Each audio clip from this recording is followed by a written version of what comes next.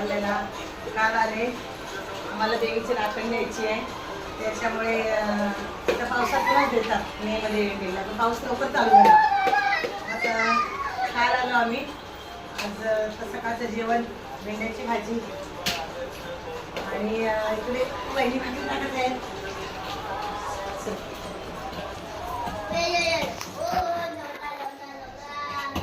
ही माझी मामी. इकडे भाकरी होत आहे मस्त गरम गरम भाकरी. त्याच्यानंतर आताचा मेनू झालेला आहे जेवणाचा. आता